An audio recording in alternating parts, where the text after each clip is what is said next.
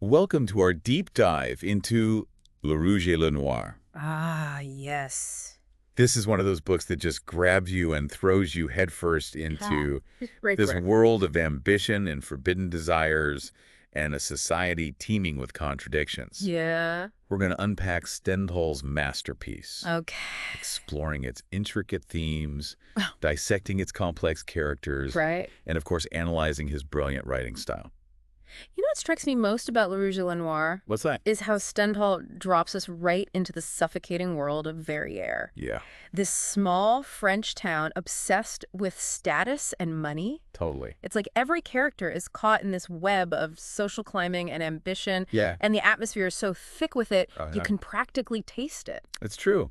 And it's in this pressure cooker of a town Yeah. that we meet Julien Sorel, Right. our ambitious protagonist. Yes. He's burning with intellect and yearning for something more than the life of a carpenter's son. Absolutely. You can almost feel his frustration with his father, who values physical strength over Julien's love for books. His father even beats him for reading. I know. Talk about a hostile environment for a young mind, Yeah. hungry for knowledge. Right.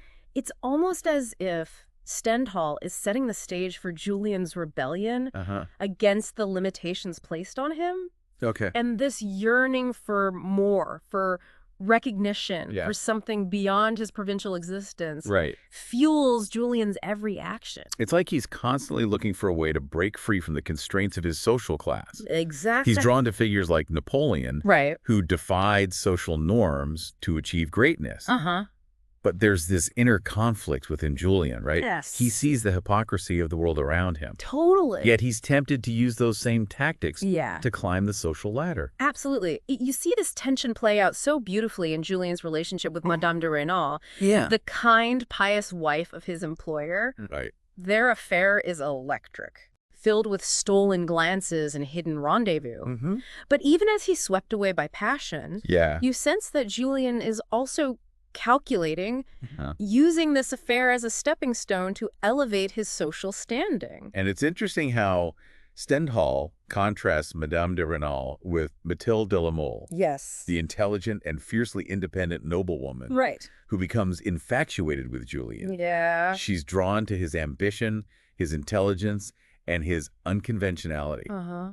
Her fascination with figures like Danton, Yes. a revolutionary leader, Right. speaks volumes about her rebellious spirit Yeah. and her disdain for the conventional men of her circle. Mathilde presents a different kind of challenge for Julien. Does she? She's not easily swayed by charm or social maneuvering. Okay. She wants to see him prove himself, to test his intellect and his ambition. Interesting. Their relationship is a whirlwind of intellectual sparring, power plays, Okay. and this almost dangerous attraction that's both captivating and unsettling. I think it's brilliant how Stendhal portrays these women. Oh, yeah. They're not just pawns in Julien's game. Right. They have their own desires, Of course. their own complexities. Yeah.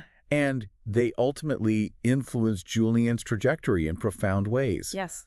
Both relationships with Madame de Rênal and Mathilde Mm-hmm. highlight the different facets of Julien's ambition. Uh-huh. One fueled by yearning for love and acceptance. Yeah.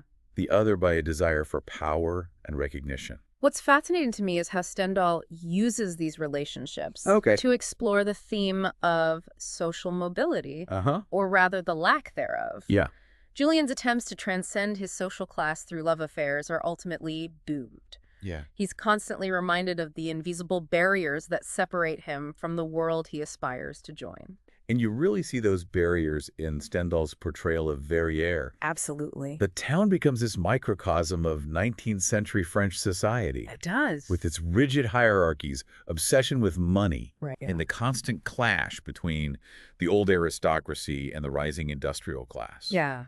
Even the seemingly innocent setting of the seminary, Yes. where Julien spends some time, Yeah. becomes another battleground for power and ambition. Exactly. Stendhal doesn't let any institution off the hook. Wow. He peels back the layers of respectability Okay. to expose the hypocrisy and corruption Yeah. that lurk beneath the surface. Right. It's like he's holding up a mirror to society, Right. forcing us to confront the uncomfortable truths about class, Right. ambition, Yeah. and the lengths to which people will go to achieve their desires. It makes you think. Definitely. Speaking of uncomfortable truths, one of the things that struck me about Le Rouge and Le Noir Mm, is how Stendhal uses Julien's story to expose the hypocrisy at the heart of French society. right. I mean, Julien is constantly caught between these two worlds, right? Yeah. The world of the seminary with its supposed piety and moral authority, and then the world of the aristocracy with its obsession with power and social status. Okay. And both worlds are riddled with corruption and deceit. Interesting. How so? Well, think about it. In the seminary, Julien witnesses the cynical manipulation of religious doctrine for personal gain. Mm. And then among the elite, he encounters this casual cruelty and moral bankruptcy masked by a veneer of sophistication. Wow. It's like Stendhal is suggesting that true morality has little to do with social standing or religious affiliation. It's a powerful critique. Mm-hmm. And it's not just the institutions themselves that are corrupt, right? No, not at all. It's the individuals within them who perpetuate this cycle of ambition and hypocrisy. I see. Julien himself, despite his intelligence and sensitivity, becomes complicit in this game. Mm-hmm. He uses his relationships, his intellect, even his religious convictions to advance his own social standing. Right. And this moral compromise ultimately contributes to his downfall. That's true. It's interesting how Stendhal doesn't shy away from portraying Julien's flaws, right? No, he doesn't. And I think that's what makes Julien such a compelling character. Yeah. He's not a hero in the traditional sense. Right. He's deeply ambitious and at times ruthless. Yeah.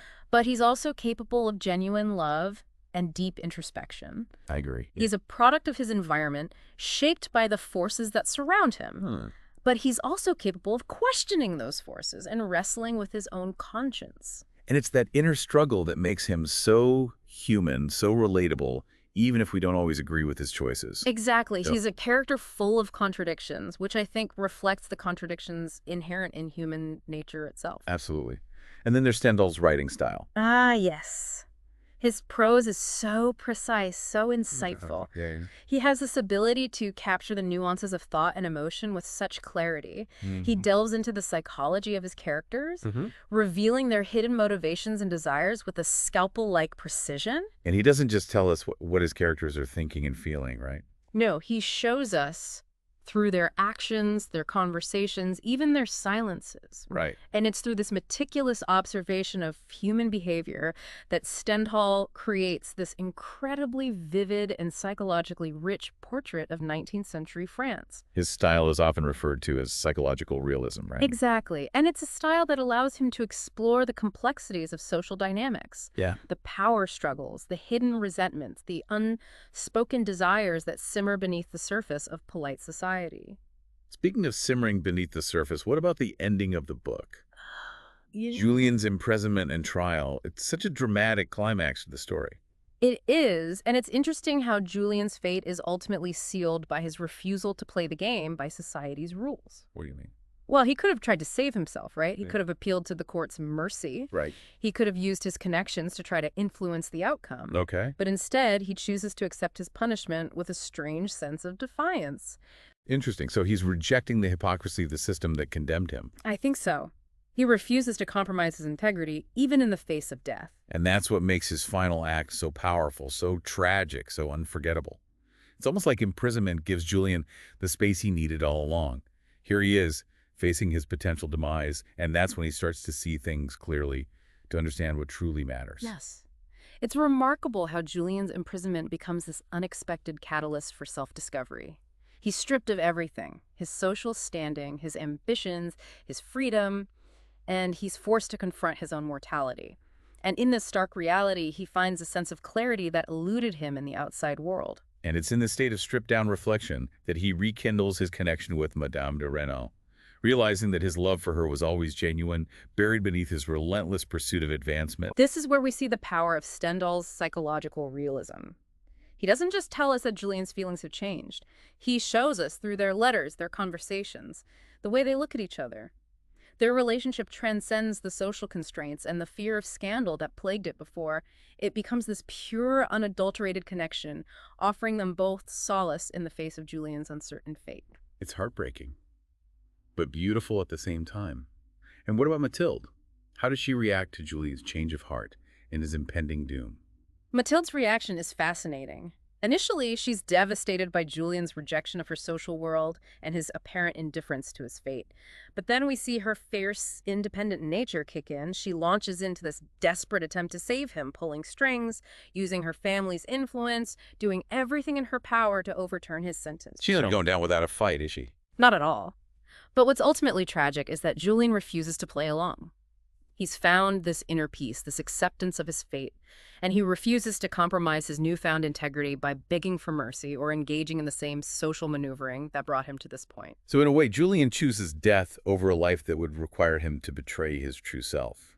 It's a tragic end, but there's a strange sense of triumph in it, wouldn't you say? Absolutely. Julian's death is a powerful indictment of the society that condemned him. Stendhal shows us how this brilliant, passionate young man, full of potential, is ultimately crushed by the rigid social structures and the insatiable hunger for advancement that defined his world. It makes you wonder, doesn't it? Can true ambition ever be fulfilled in a system that seems designed to keep people in their place? And what is the cost of achieving success if it means sacrificing your integrity and abandoning your true self? These are the questions that Stendhal leaves us grappling with. And that's why Le Rouge et le Noir continues to resonate with readers centuries later.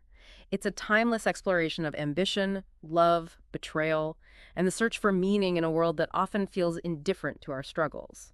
This has been an incredible journey. Stendhal's psychological insights, his sharp social commentary, his ability to create characters that are both flawed and deeply human, it all makes for a truly unforgettable reading experience. I wholeheartedly agree. Le Rouge et le Noir isn't just a story. It's a mirror reflecting the complexities of human nature and the timeless struggle for authenticity in a world that often demands conformity. If you haven't already, I urge you to delve into this masterpiece and discover Julien Sorel's world for yourself. You won't regret it. Until next time, keep driving deep.